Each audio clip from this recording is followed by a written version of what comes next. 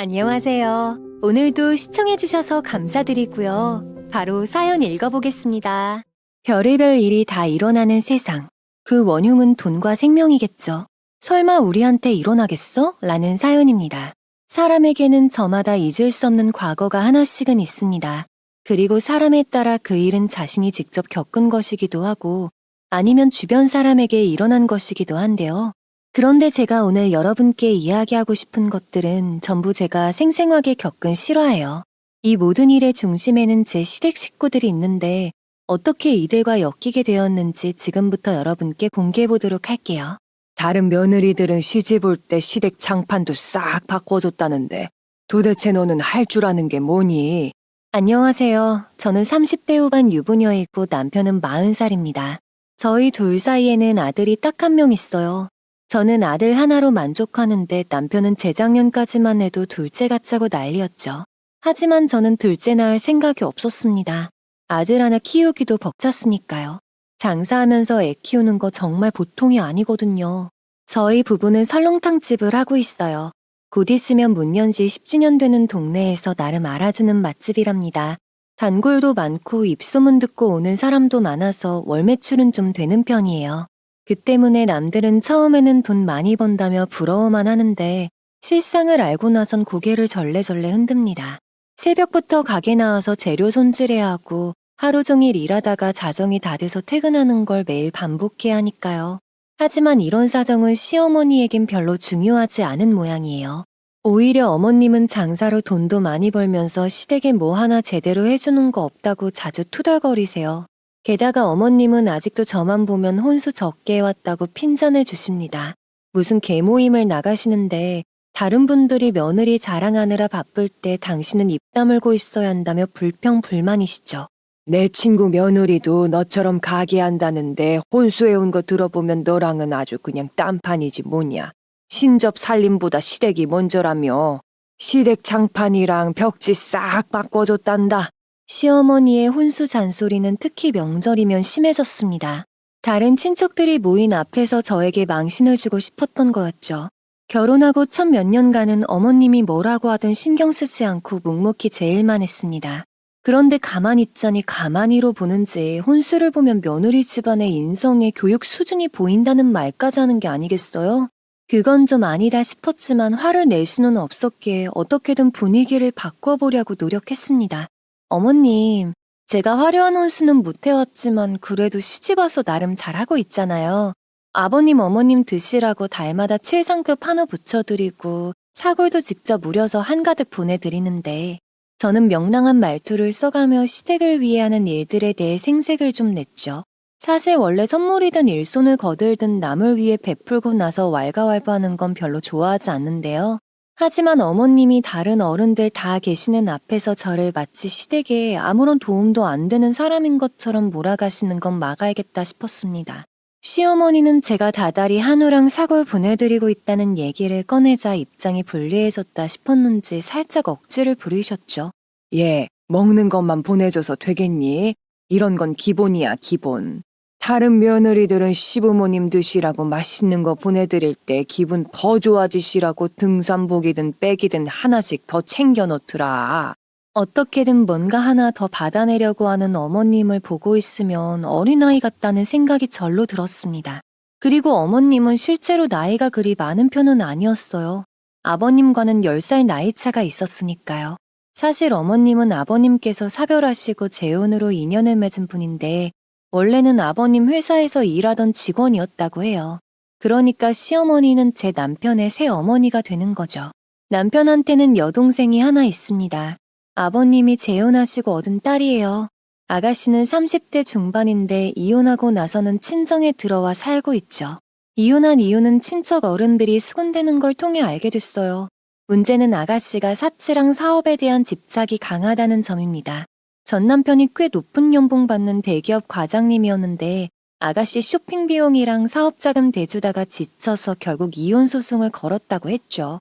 게다가 아가씨는 돈도 무지 좋아하시죠. 셈은 또 얼마나 많은지.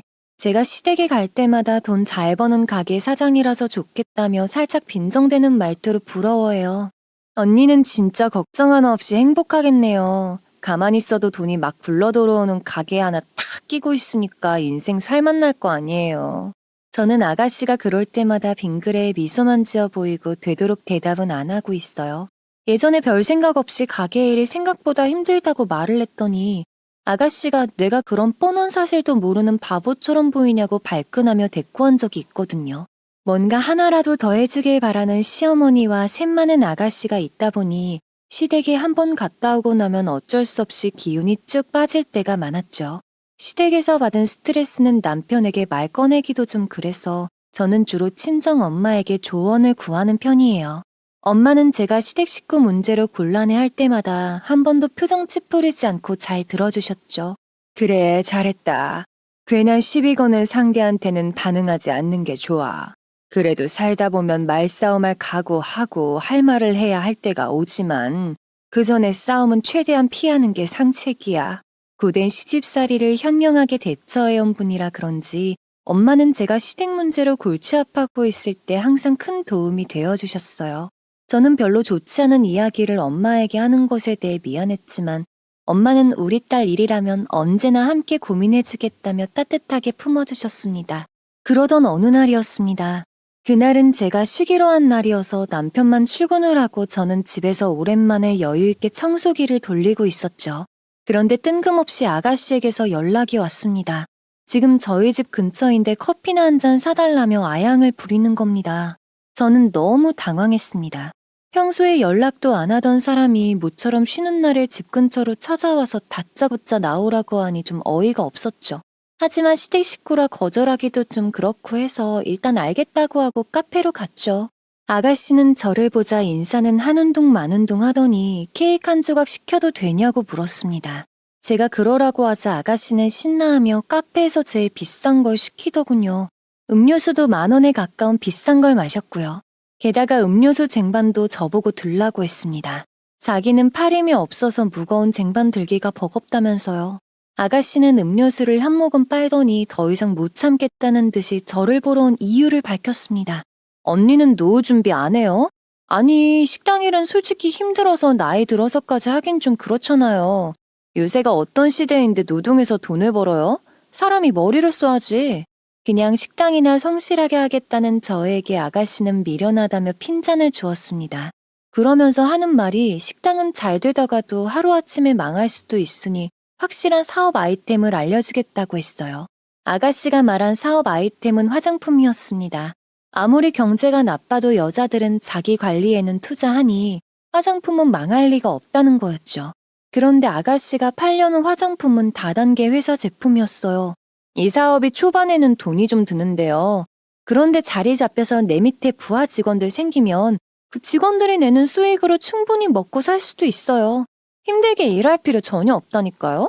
아가씨는 일 안 하고 부자가 될 수 있다며 한껏 들떠 한바구음을 짓더군요. 그러다 갑자기 침울한 표정을 짓더니 아이템은 확실한데 사업 자금이 없어서 시작을 못한다며 아쉽다고 했습니다. 그리고 저에게 그 돈을 빌리고 싶다고 했어요. 더군다나 저한테 제 남편을 설득해달라고도 하더군요. 오빠는 이미 딱 잘라 거절을 했다며 말이에요. 저는 아가씨에게 더 들어볼 것도 없이 거절을 했습니다. 미안하지만 우리 가게 챙기기도 빠듯해요. 매달 나가는 임대료에 식재료비 직원들 월급도 생각해야 하고요. 아가씨 사업 자금은 우리가 어떻게 해드릴 수가 없어요. 제 말이 떨어지기가 무섭게 아가씨는 너무하다며 삐죽거렸어요. 하나밖에 없는 남편 여동생 챙겨주기가 그렇게 싫으냐고 따지기까지 했죠. 저는 그렇지 않다고 항변했습니다. 하지만 아가씨는 들은 척도 안 했어요. 제 남편이랑 결혼할 때 자기한테 흔한 명품백 하나 안 챙겨준 거 보면 알만하다고 쏘아붙이더니 자기 가방을 확 집어들고는 그대로 카페를 나가버렸습니다. 그렇게 끝나나 싶었는데 다음 날 아가씨는 연락을 해와선 사과하고 싶다고 했습니다. 그런데 목소리는 여전히 퉁명스럽고 쌀쌀맞은 게 상대방 기분 나쁘라고 일부러 그러는 것 같았어요. 그리고 마치 누가 시켜서 억지로 하는 것처럼 들리기도 했는데 나중에 보니 시아버지께서 저한테 당장 사과하라고 엄하게 말씀하셨다고 하더군요. 아가씨는 아무런 의미 없는 사과를 하더니 뜬금없이 화제를 바꿔 다음 달에 찾아올 자기 생일과 선물 이야기를 꺼냈습니다. 언니하고 오빠는 평생 장사만 해서인지 선물 고르는 눈은 없더라고요. 그래서 올해부터 제 생일 선물은 제가 챙기려고요. 뭐가 필요한지 문자로 보내줄 테니까 그 중에서 하나 골라서 사주세요. 아가씨는 저와 남편이 사준 옷이나 귀걸이 같은 것들이 하나같이 마음에 안 들었다고 투덜댔습니다. 아가씨의 철없고 무례한 발언은 화를 돋우기보다는 오히려 너무 황당해서 할 말을 잃게 만들었죠. 아무리 받은 선물이 제 취향이 아니라고 해도 선물을 골라서 준 사람의 성의가 있는데 그걸 싹 무시하는 태도에 기가 찰 노릇이었죠.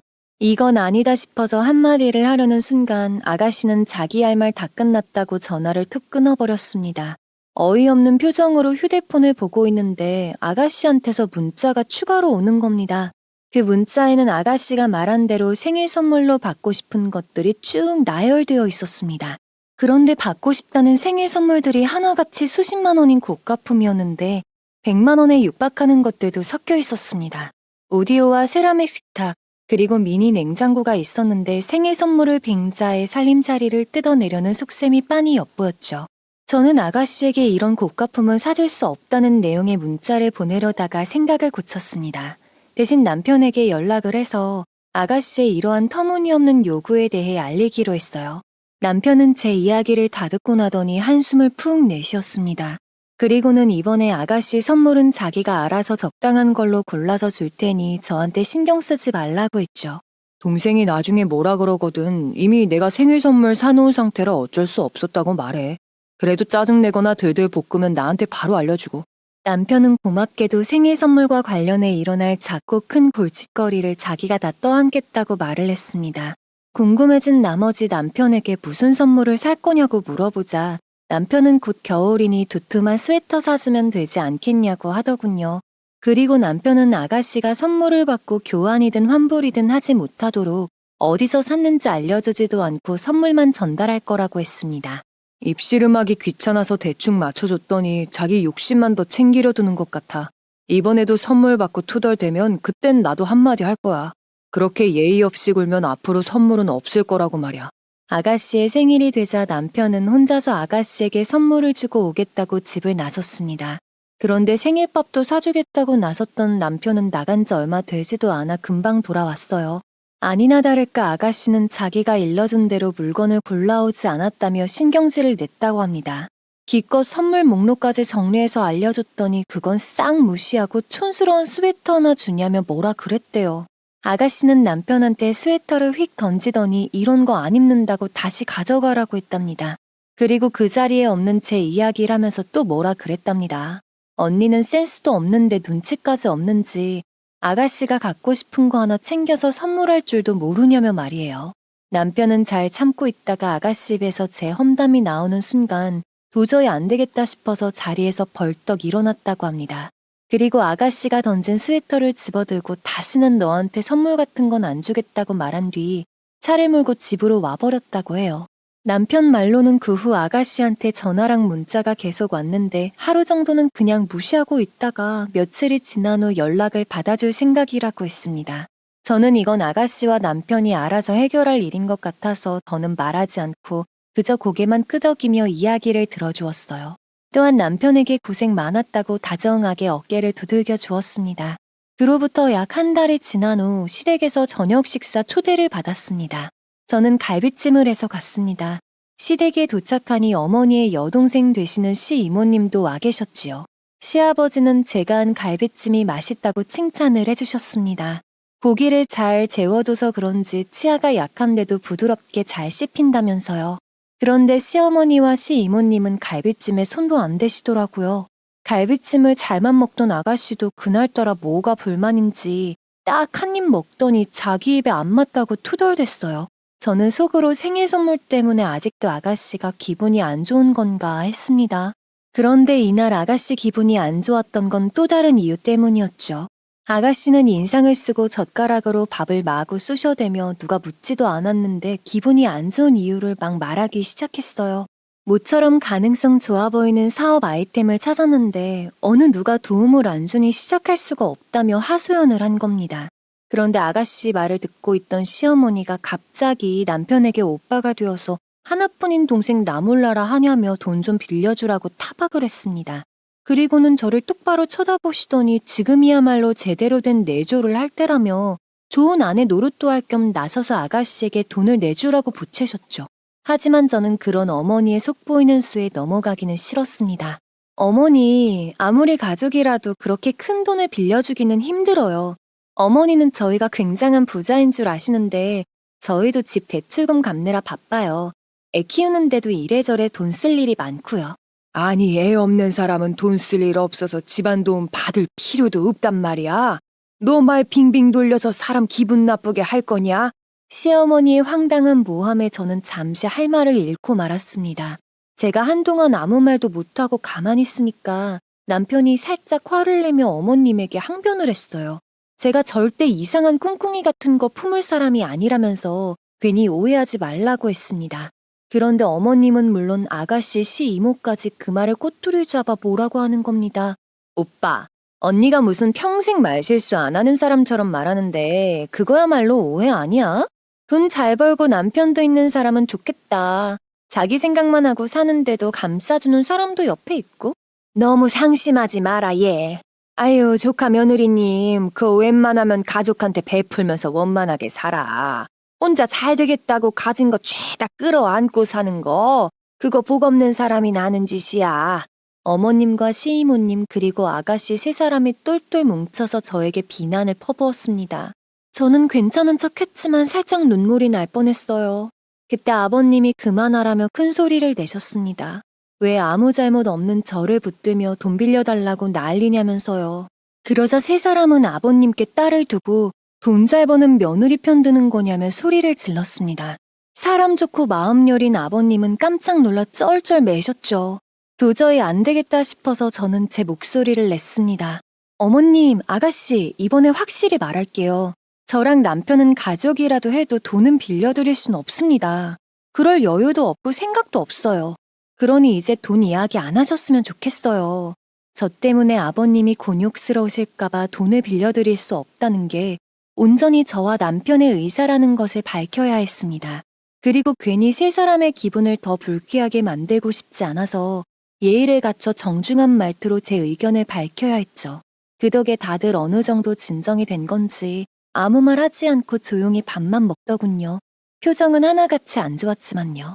그런데 정말 이들은 집요했습니다. 돈, 치가 떨릴 정도였죠. 다음 날 아가씨에게 연락이 왔습니다. 저는 아가씨가 사과를 하려고 하나 생각했죠.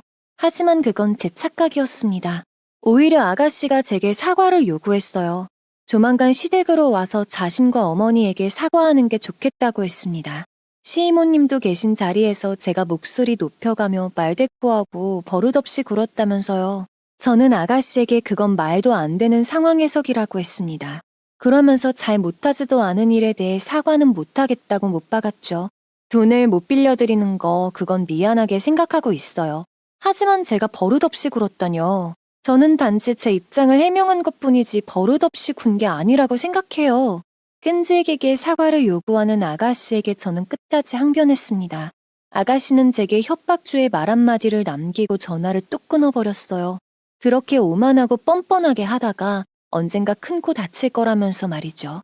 이 시기쯤부터는 상황이 점점 심해졌습니다. 아가씨는 연락도 없이 저희 설렁탕 가게로 찾아왔어요. 마감을 앞둔 늦은 시각이었는데 어떤 인상이 사나운 남자도 함께였죠. 두 사람은 어디서 술을 마시고 온 게 분명했고 얼굴은 빨갛고 술 냄새가 진동을 했습니다. 이날은 남편의 휴무였기 때문에 저는 크게 당황할 수밖에 없었습니다. 그런데 아가씨는 제가 당황하든 말든 의자를 하나 빼서 앉더니 설렁탕과 소주와 맥주를 한 병씩 시키더군요. 아주 당당하게 가족이니 서비스로 달라면서요. 저는 설렁탕은 얼마든지 드리겠지만 술은 그만 마시는 게 좋겠다고 부드럽지만 사무적인 말투로 이야기했어요. 그러자 아가씨는 신경질을 팍 내며 이렇게 말을 했습니다. 언니, 사장이시라면서 손님 대하는 센스는 영 아니네요. 그냥 달라는 대로 주세요. 저는 이야기가 안 통할 것 같았습니다. 그래서 그냥 시키는 대로 설렁탕 2그릇에 술을 가져다 줬어요. 따끈한 수육도 몇 점 사이드로 같이 냈습니다. 아가씨는 제가 내간 수육을 의미심장한 미소를 띠며 쳐다보더니 한 점을 집어 입에 넣었습니다. 그런데 갑자기 얼굴을 있는 대로 구기더니 입에 있던 수육을 바닥에 퇴하고 뱉는 겁니다. 이거 맛이 왜 이래? 언니, 이거 상한 거죠? 나 짜증나라고 상한 고기 갖다 준 거예요? 아가씨는 저를 향해 무섭게 삿대질을 해가며 소리를 고래고래 질렀습니다. 저는 깜짝 놀라 그럴 리가 없다며 테이블 위 수육을 제가 직접 맛보고 확인하겠다고 했어요. 확인해본 결과 수육에는 아무 문제가 없었고 아가씨에게 수육은 멀쩡하다고 말을 했어요. 그런데 이때다 싶었는지 아가씨 옆에 있던 덩치 큰 남자가 끼어들었습니다. 아니, 그럼 우리가 거짓말이라도 했단 거요. 사장님 진짜 무서운 분이네. 썩은 고기 내놓고 멀쩡하다며 손님을 이상한 사람으로 몰고. 남자는 인상을 팍 쓴 채 자기 면상을 제 얼굴 앞에 바싹 들이댔고 놀란 저는 뒷걸음질을 쳤습니다. 그걸 본 남자는 피식하고 웃더니 제가 현명하게 처신하면 그냥 넘어가 주겠다고 했어요. 돈을 달라는 이야기였죠. 저는 재빨리 계산대로 가서 직원에게 경찰을 불러달라고 했습니다. 그러자 직원은 이미 경찰을 불렀다고 알려주더군요. 잠시 후 경찰이 왔고 상황은 금방 정리될 듯 보였어요. 하지만 경찰을 본 두 사람은 더 흥분에 날뛰었습니다. 그리고 경찰에게 당신네들이 조사해야 할 사람은 자기들이 아니라 비양심적인 사장이라며 저를 가리켜 손가락질했어요. 그러자 경찰은 두 사람에게 진정하라고 경고했죠. 사람이 도저히 못 먹을 음식 내놓은 게 누군데 경찰이면서 왜 자기 일 하나 똑바로 안 해요? 아니면 여기 사장한테 뇌물이라도 받아 드신 건가? 아가씨는 이 말을 뱉고는 경관의 가슴팍을 있는 힘껏 손바닥으로 쳤습니다. 경관은 공무집행 방해로 경찰서로 가서 조사를 받아야겠다고 대응했습니다.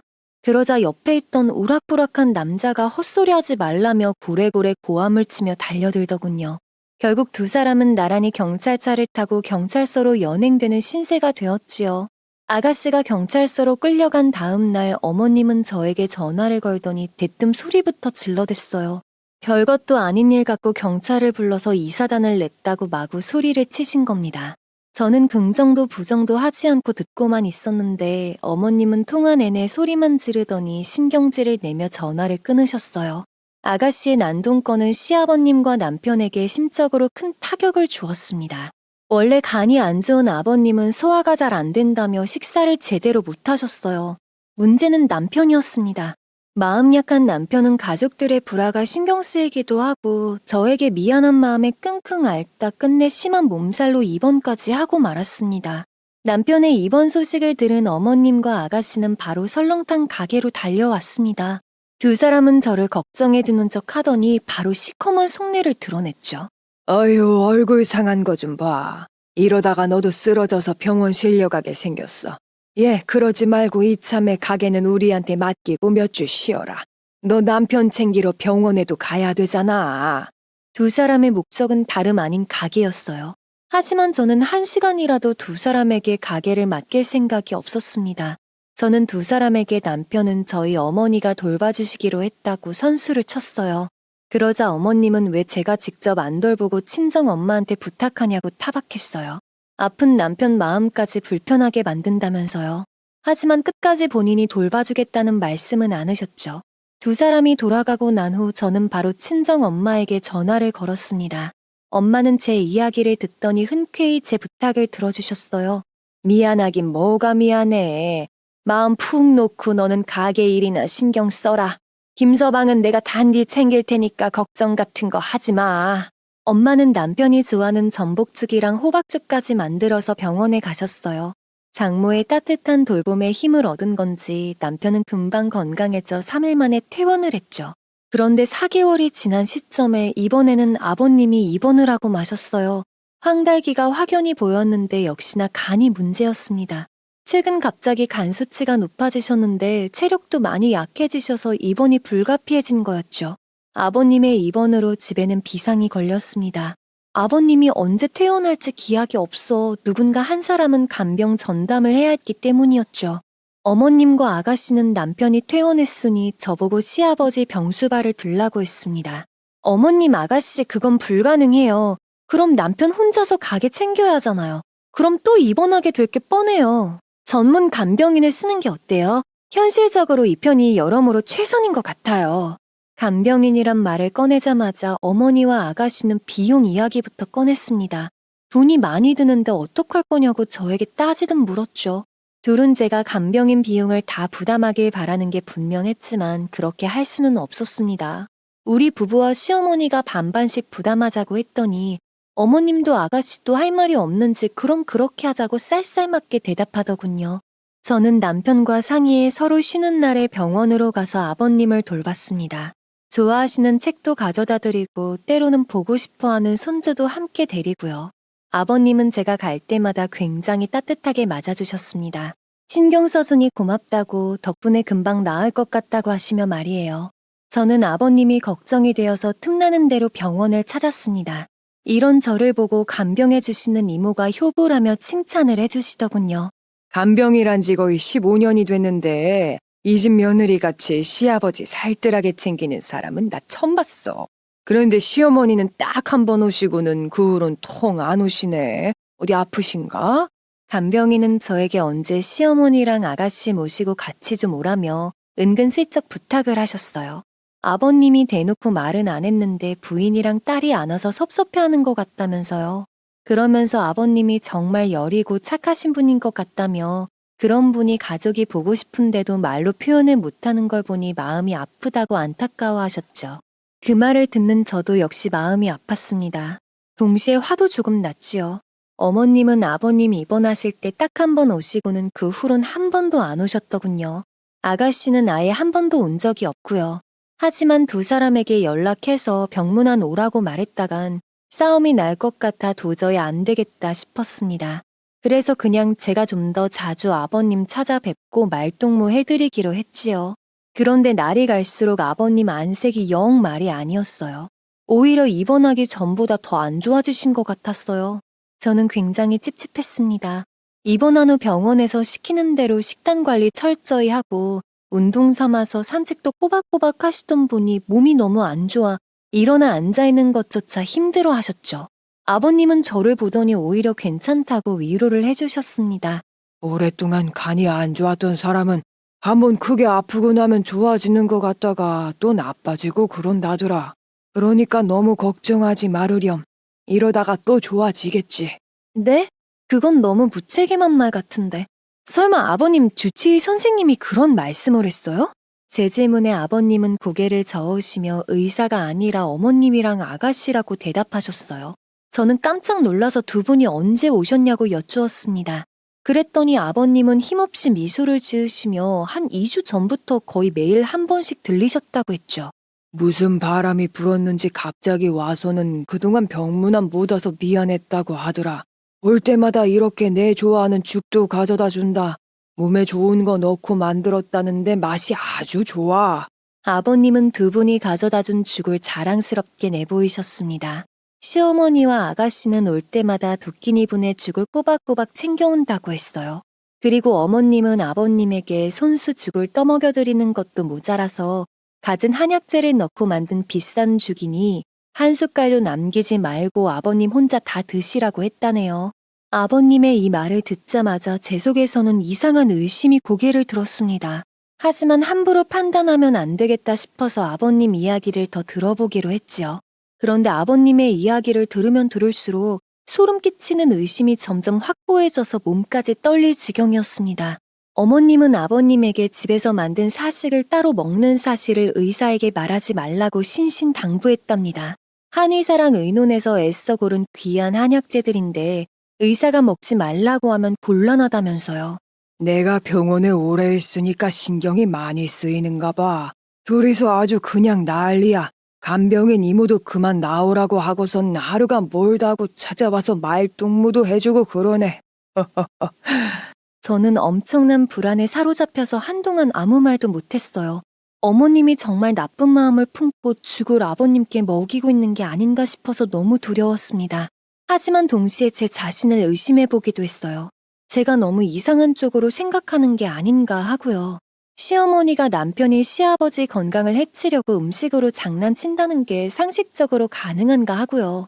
그런데 보험금을 노리고 가족을 상대로 나쁜 짓을 하는 사람들, 찾아보니 의외로 꽤 많더군요. 충분히 내 주변에서도 일어날 수 있겠다 싶었습니다. 하지만 심증이 아무리 강해도 물증이 없으니 아무 소용이 없었죠.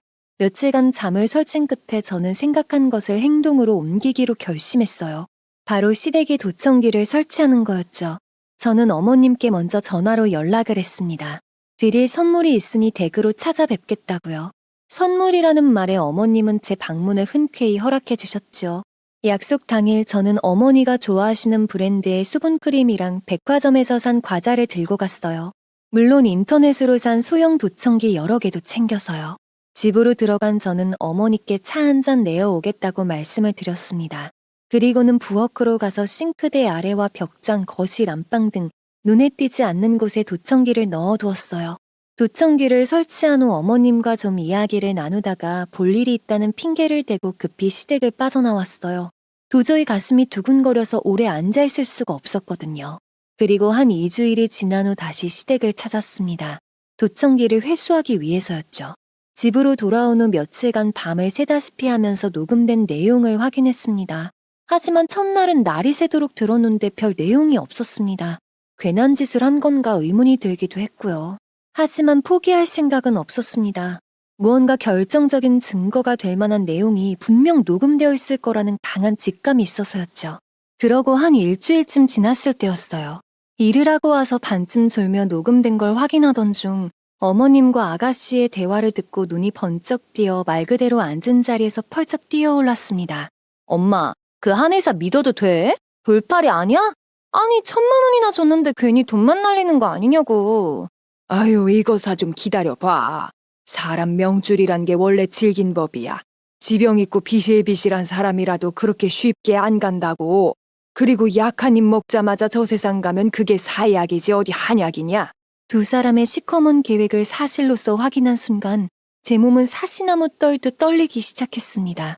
이걸 도대체 어떻게 받아들여야 하는지 또 앞으로 뭘 해야 좋을지 몰라서 엄청나게 두려워졌어요. 하지만 한 가지는 확실했습니다. 이 무서운 사실을 최대한 빨리 누군가에게 알려야 한다는 것이었죠. 저는 자고 있는 남편을 흔들어 깨워 자초지종을 대충 설명하고 녹음 내용을 들려주었어요. 모든 것을 알게 된 남편은 큰 충격을 받고 말았습니다. 그 충격이 얼마나 심했는지 밤을 꼬박 샌 남편은 다음날 아침에 보니 눈에 실핏줄이 다 터져 시뻘겋게 돼 있더군요. 다음날 저와 남편은 가게를 하루 쉬기로 결정했습니다. 직원들에게 연락해 출근하지 말라고 한 다음 가게 앞에는 개인 사정으로 오늘 하루 쉽니다라고 적힌 사인을 내걸었죠. 그리고 저희 두 사람은 바로 아버님이 계신 병원으로 갔습니다. 어머니와 아가씨를 대면하기 위해서였죠. 저희 두 사람은 아버지 병실 근처에 숨어 두 사람이 오기를 기다렸습니다. 어머님과 아가씨는 예상대로 점심시간쯤 나타났어요. 어머님 손에 커다란 가방이 들려있는 걸로 봐서는 거기에 문제의 도시락이 들어있는 것 같았습니다. 그리고 병실에 들어간 두 사람이 도시락을 꺼낸 것을 확인한 다음 저와 남편은 곧바로 병실 안으로 들이닥쳐 도시락을 빼서 들었죠. 시어머니는 제 손에서 도시락을 다시 낚아채려고 악을 썼습니다. 갑자기 튀어나와서 이게 무슨 짓이냐, 어? 그거 이리 안 줘. 왜 남의 물건을 뺏어가고 난리야, 난리가. 저는 손에 들고 있던 도시락을 재빨리 남편에게 넘겼습니다. 남편은 제게서 도시락을 넘겨받자마자 복도로 뛰어나가면서 바로 112를 눌러서 경찰을 불렀어요. 그 모습을 본 아가씨는 불이 나게 남편을 쫓아가려고 했습니다. 하지만 제가 잽싸게 아가씨의 코뜨깃을 붙잡아 겨우 말릴 수가 있었죠. 대신 우리 두 사람은 한동안 엉켜서 몸싸움을 해야 했습니다. 그런데 그 와중에 어머님까지 달려드는 바람에 아주 그냥 난리도 아니었어요. 한바탕 소동이 일자 다른 병실의 환자들과 병문안 온 가족들이 무슨 일인가 싶어서 아버지 병실 문 앞에 서서 기웃거렸습니다. 하지만 병원 직원들이 나타나 바로 상황 정리를 하더군요. 직원들은 저에게 달라붙은 어머님과 아가씨를 떼어난 후에는 저희 세 사람에게 당장 병실에서 나가라고 소리쳤습니다. 경찰은 얼마 지나지 않아서 도착했어요. 그런데 병원에서도 따로 신고를 해서 경찰차가 2대나 더 왔더라고요. 저는 이 모든 상황이 너무 버거웠어요. 하지만 최대한 정신을 똑바로 차리고 왜 이런 소동을 벌이게 됐는지, 경찰 신고를 왜 했는지에 대해 차분하게 설명을 했습니다. 출동한 경관들은 어이가 없는 건지 충격을 받은 건지 심각한 표정을 짓거나 입을 반쯤 벌리고 제 이야기를 들었어요. 저는 시어머니 아가씨와 함께 경찰서로 갔습니다. 다른 차 2대에 나눠 따로 가긴 했지만요. 경찰서에 도착하자마자 담당 형사님께 병원에서 소란을 피우게 된 이유에 대해 말씀드렸습니다. 최근 제 마음속을 어지럽게 했던 어머님과 아가씨에 대한 의심에 대해 털어놓았어요. 형사님은 아주 심각한 표정으로 제 이야기를 끝까지 들어주셨고 남편은 제가 진술을 하는 내내 옆자리에 앉은 채 제 손을 꼭 잡고 있었어요. 제 손을 잡은 남편 손이 자주 떨렸던 것을 보면 이 모든 일이 남편에게 크나큰 충격으로 다가왔음을 알 수 있었습니다. 저는 형사님께 앞으로 우리 부부가 무슨 일을 겪게 될지 그리고 무엇을 또 알아봐야 하는지 여쭤봤습니다. 나중에 집으로 가셔서 혹시 시어머니가 최근 아버님 이름으로 생명보험 같은 걸 새로 들었는지 확인해 보시고요. 그리고 어머니나 여동생분 사채 쓴 건 없는지도 조사해 보세요. 형사님은 보험금을 노리고 나쁜 짓을 저지르는 사람이 꽤 많다며 혀를 끌끌 찼어요. 그리고 이런 일은 대부분 도박이든 사업이든 큰 빚이 연관된 경우가 대부분이니 조금만 파보면 보험이니 사채 증서를 쉽게 발견할 거라고 했죠. 저와 남편은 경찰서에서 나오자마자 시댁으로 가서 안방과 아가씨 방을 샅샅이 뒤졌어요. 형사님이 말한 대로 안방과 아가씨 방에서 각각 보험 증서와 사채 증서가 나왔습니다. 아가씨는 사채를 7천이나 끌었었고 어머님은 최근 반년간 아버님 이름으로 생명보험을 5개나 더 들었더군요. 우리 이제 어떻게 해야 하지? 우리 아버지한테 뭐라고 말씀드려야 하냐고. 남편은 증서들을 제 두 눈으로 확인하고는 여러 차례 소리를 질렀어요. 남편의 목소리에는 엄청난 분노와 원한이 서려 있었습니다. 목이 터져라 소리를 내지른 남편은 곧 두 손으로 얼굴을 감싸쥐더니 오열을 했어요. 저는 괴로워하는 남편에게 그 어떤 위로나 격려의 말도 할 수 없었어요. 그저 옆에서 조용히 지켜보며 남편이 진정할 때까지 기다리는 수밖에 없었습니다. 여보, 나 좀 도와줘. 그 두 사람 감옥 가는 꼴을 봐야 내가 살 수 있을 것 같아. 착한 우리 아버지 보험금이랑 바꿔 먹으려고 한 짐승만도 못한 것들 절대 용서 못해. 저는 아이처럼 엉엉 우는 남편을 끌어안고 말없이 등을 토닥여 주었어요. 남편은 탈진하는 게 아닌가 걱정이 될 정도로 정말 심하게 울었습니다. 이날은 남편도 저도 평생 가장 힘든 날이 아니었나 싶어요. 겨우 집으로 돌아간 우리 부부는 이날 밤 손을 꼭 마주잡고 같이 소원 같은 걸 빌었어요. 시어머니와 아가씨가 자기들이 지은 죄에 마땅한 벌을 받을 수 있도록 도와달라고요. 저희 부부의 간절함이 통했던 걸까요? 한 2주 뒤 담당 형사님이 어머님과 아가씨가 거래를 한 한의사를 잡았다며 연락을 주셨어요. 대담하다고 해야 할지 바보 같다고 해야 할지 만나서 현금으로 바로 주고받았어야 될 일을 1,000만 원 떡하니 계좌이체로 받았더라고요. 나 참 우리야 덕분에 이번 건 금방 해결하고 좋았지만. 형사님은 결정적인 증거와 함께 주요 용의자도 잡혔으니 앞으로는 한시름 놓아도 된다고 위로를 해주셨죠. 그리고 전화를 끊기 전에 하나 좋은 소식이 있다고 알려주셨습니다. 이번 건이요, 제가 개인적으로 아는 검사님이 맡으셨어요. 이분이 보험금 노린 가족 관련 건 쪽으로 경험 많은 분이라 형량은 아주 세게 받아주실 겁니다. 남편은 형사님의 연락을 받고 또 한 차례 눈물을 쏟았습니다. 여태껏 남편이 너무 힘들어해서 남편 앞에서는 거의 운 적이 없었는데 드디어 전모가 밝혀져서 그런지 다리 힘이 쭉 풀리는 느낌이었습니다. 그 다음의 일은 대부분 저희 둘이 기대하고 예상한 대로 흘러갔습니다. 형사님이 말씀하신 대로 보험금 동기 관련 쪽 전문이신 검사님이 맡게 되었고 시어머니와 아가씨는 받을 수 있는 최대의 형량을 받고 감옥에 갔어요. 두 사람은 역시나 처음에는 눈물을 짜내며 동정심 유발 작전을 펼쳤습니다. 하지만 그게 전혀 먹혀들지 않자 본색을 드러내며 소리를 지르고 난동을 피웠고요. 네가 진작에 돈 빌려줬으면 이런 일 생기지도 않았어. 모든 게 너 하나 때문이라고 독한 것. 저희 부부는 두 사람이 형량을 선고받고 감옥에 가는 것을 그 자리에서 똑똑히 지켜보았어요. 모든 것이 제대로 마무리되고 끝나는 것을 봐야만 저나 남편이나 가슴에 맺힌 응어리가 어느 정도 풀릴 것 같아서였죠. 그러나 이 자리에 아버님은 없었습니다. 오실 수가 없었다고 말하는 게 정확한 표현일 거예요. 아버님은 이상한 약이 섞인 죽을 끊으신 이후 빠르게 회복을 했고 병원에서 금방 퇴원도 하셨어요. 하지만 어머님과 아가씨 일에 충격을 크게 받은 나머지 몸이 많이 상하고 말았죠. 아버님은 당신이 거의 평생을 살던 집도 부동산에 내놓으셨습니다. 혼자 살기에는 너무 넓다는 게 아버님이 내세우신 이유였지만 어머님과 아가씨 흔적이 너무 짙은 곳이라 처분하려는 게 분명했죠. 집이 팔린 날 저와 남편은 아버님을 찾아가 저희 집으로 들어오시라고 말씀드렸어요. 아버님은 예상대로 거절을 하시더군요. 폐를 끼칠 수 없다면서요. 하지만 저는 아버님께 폐가 될 것은 전혀 없고 오히려 아버님이 함께 해주시면 제가 마음 편해져 좋다고 말씀드렸죠. 저 시댁에서 트집 잡힐 때마다 아버님이 나서서 막아주셨잖아요. 그럴 때마다 제가 마음속으로 언젠가 아버님께 꼭 보답해드려야겠다고 생각했는데 이번이 그 기회인 것 같아요. 제가 아버님께 진 마음의 빚을 녹일 수 있는 기회를 달라며 진심으로 청하자 아버님은 그제야 웃으시며 알겠다고 대답해 주셨어요. 그러면서 저에게 월세는 낼 테니 그것은 꼭 받으라고 하시더군요. 그런 아버님께서는 아버님은 하숙인이 아니라 저희 부부가 진심으로 사랑하고 아끼는 가족이니 돈 같은 건 절대 안 받는다고 센스 있게 대꾸했죠. 아버님을 모셔와 그 후 6개월 정도 같이 살았어요. 아버님과 남편, 저와 아들 이렇게 넷이서요. 아버님의 존재는 저희 부부뿐 아니라 아이에게도 정서적으로 정말 좋은 영향을 끼쳤습니다.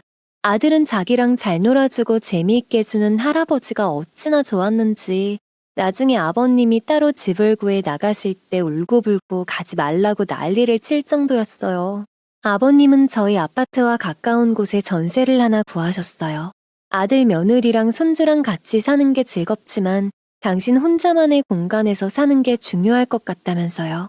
하지만 저희 부부의 부탁으로 가까운 동네에 집을 구하셨습니다. 서로 왔다 갔다 편하게 왕래하기 좋도록요. 저희 가족의 최근 근황은 이렇습니다. 한 동네 주민이 되어서 서로 보고 싶을 때 보러 가고 살뜰히 챙겨주며 여느 때보다 단란하고 행복하게 지내요. 또 최근에는 아버님께서 차로 2시간 걸리는 시골에 텃밭 달린 작은 집을 구하셔서 기분 전환 삼아 자주 놀러 가고 있습니다. 공기 맑고 한적해서 어른들도 좋아라 하고 아들이 마음껏 뛰놀기 최고라 기분 좋게 에너지 충전하고 돌아온답니다. 제 이야기는 여기까지입니다. 여러분, 모든 일이 잘 마무리되고 안정을 찾은 상태에서 여러분께 이야기를 할 수 있다는 게 얼마나 행운인지 모르겠네요. 하지만 이 행복이 다름 아닌 커다란 고난을 이겨내고 난 후 얻은 행복이라 더 뜻깊은 게 아닐까 해요. 혹시 제 사연 들어주신 분들 중 지금 한창 혹독한 태풍 속에 계시다면 그 태풍이 영원히 있지만은 않을 것이라고 말씀드리고 싶어요. 그리고 저와 제 가족이 그랬든 여러분도 잘 이겨내실 거라고 감히 응원의 말도 전하고 싶습니다. 지금까지 긴 사연 들어주셔서 감사합니다. 여러분의 가정에는 평안만이 깃들길 바라면서 이만 마치겠습니다. 더 많은 이야기, 기막힌 사연을 듣길 원하신다면 구독과 좋아요, 알림 설정 부탁드립니다.